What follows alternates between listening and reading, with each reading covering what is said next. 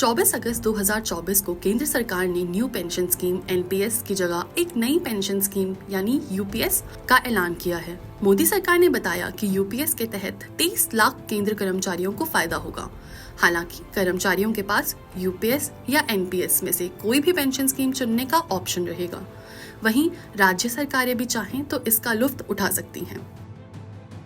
सरकार के इस फैसले का जनता ने स्वागत किया। तो चलिए विस्तार से समझते हैं कि आखिर यूपीएस है क्या और ये कैसे न्यू पेंशन स्कीम यानी एनपीएस से अलग है। पहले जान लेते हैं कि यूनिफाइड पेंशन स्कीम यूपीएस है क्या। यूपीएस एक पेंशन योजना है जो सरकारी कर्मचारियों के लिए बनाई गई है। इसके तहत रिटायरमेंट के बाद आपको आपके बेसिक सैलरी का 50% पेंशन के रूप में मिलेगा, जो रिटायरमेंट के पहले 12 महीने के औसत पर आधारित होगा। यह योजना 1 अप्रैल 2025 से लागू होगी। जो लोग एनपीएस के तहत रिटायर हो चुके हैं या 31 मार्च 2025 तक रिटायर होंगे, उन्हें भी यूपीएस का लाभ मिलेगा। अब चलिए जानते हैं कि यूपीएस और एनपीएस में फ़र्क क्या है। पहले बात करेंगे एनपीएस की। एनपीएस में आपकी बेसिक सैलरी और डीए का 10% हिस्सा कटता है और यह स्कीम शेयर मार्केट पर आधारित होती है।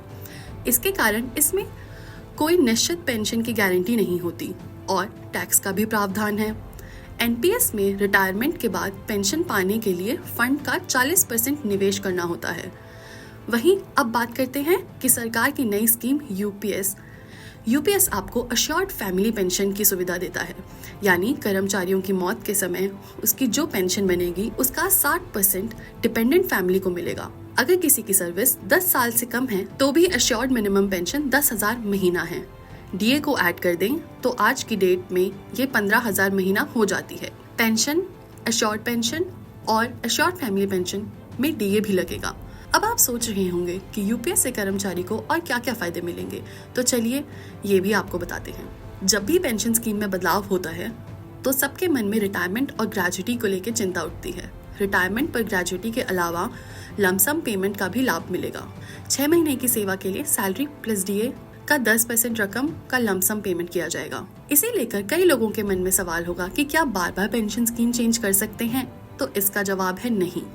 रिटायर हो चुके कर्मी एक बार ही पेंशन स्कीम चुन पाएंगे। या तो उन्हें एनपीएस में रहना होगा या यूपीएस अपनाना होगा। बाद में अपना ऑप्शन नहीं बदल सकते। अब बात करते हैं कि कौन कौन यूपीएस से जुड़ सकते हैं। केंद्र सरकार के कर्मचारियों को नई पेंशन योजना एनपीएस बने रहने या यूनिफाइड पेंशन स्कीम यूपीएस में शिफ्ट होने का ऑप्शन दिया है। सरकार ने कहा है कि यूपीएस उन सभी लोगों पर लागू होगा जो 2024 में आई एनपीएस के तहत पहले ही रिटायर हो चुके हैं। जो पैसा उन्हें पहले मिल चुका है या वे फंड से निकाल चुके हैं, उसे एडजस्ट करने के बाद पेमेंट किया जाएगा। आखिर में बात करते हैं कि क्या राज्य सरकार के कर्मचारियों को भी इससे फायदा मिलेगा। तो आपको बता दें कि सरकार ने कहा है कि अगर राज्य सरकारें यूपीएस अपनाना चाहती हैं तो वो ऐसा कर सकती हैं। केंद्र की स्कीम से 23 लाख केंद्र कर्मचारियों को फायदा होगा। अगर राज्य सरकारों के कर्मचारी भी इसे अपनाना चाहते हैं तो कुल 90 लाख कर्मियों को इसका फायदा मिलेगा।